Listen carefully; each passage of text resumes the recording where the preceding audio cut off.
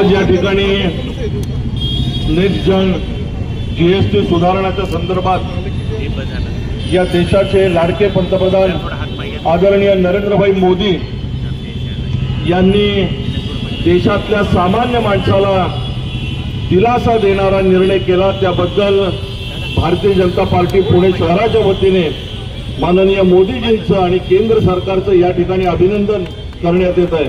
आणि त्या पार्श्वभूमीवर भाजप इथं आनंदोत्सव साजरा करतो। राज्यामध्ये जो पूर आहे, परिस्थिती आहे, आमचे मुख्यमंत्री स्वतः जातीनं तिथे गेलेले आहेत, सगळेजण गेलेले आहेत। हा कुठल्याही प्रकारचा उत्सव नाही। आज आपल्या देशातील सर्वसामान्य माणसाला, सर्वसामान्य नागरिकाला, शेतकऱ्याला, कामगाराला जो काही दिलासा मिळाला जीएसटीच्या रिफॉर्म नंतर, त्या संदर्भात फक्त व्यापाऱ्यांशी, नागरिकांशी बाजारपेठेमध्ये संवाद साधण्यासाठी धन्यवाद मोदीजी हा कार्यक्रम आज आम्ही सगळे घेऊन आलोय। आणि मला असं वाटतं की ह्याच्यात कुठलंही गैर काही नाही। कुठलाही उत्सव तुम्हाला दिसतोय का?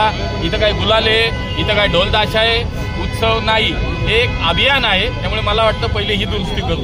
दुसरं बघा, देशाच्या प्रधानमंत्र्यांनी 2014 नंतर एक क्रांतिकारी निर्णय घ्यायला जी सुरुवात केली या देशाची अर्थव्यवस्था सक्षम करण्यासाठी, म्हणून त्यात पहिला निर्णय जो झाला 2014 पूर्वी आपल्याला माहिती आहे देशामध्ये असंख्य वेगवेगळ्या प्रकारचे टॅक्सेस होते। सर्वसामान्य माणसाला ते खूप अवघड होतं आणि लोक इतकी वैतागलेली होती या सगळ्याला। माननीय मोदीजींनी निर्णय घेतला आणि ताबडतोब 2014 साली वन नेशन वन टॅक्स हा निर्णय झाला।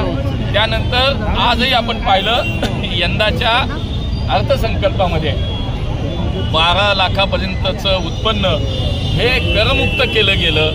जीएसटीच्या माध्यमातून आज आपण जर पाहिलं तर जी सुधारणा आणल्या गेली त्याच्यामध्ये प्रचंड मोठ्या प्रमाणावरचे बदल केले। या देशात आज आमचे सणाचे, उत्सवाचे दिवस सुरू होत आहेत आणि त्या पार्श्वभूमीवर एक भेट केंद्र सरकारची माननीय मोदीजींनी निर्णय जो घेतला त्या माध्यमातून लोकांना मिळते। आज आपल्या दैनंदिन एकच उदाहरण सांगतो, आज आपल्या दैनंदिन जीवनामध्ये जर आपण पाहिलं तर 99% वस्तू आता अशा आल्या त्या जीएसटीच्या सुधारणामुळे ज्याच्या फक्त 18%वरनं आता ते 5%वरती जीएसटी आला।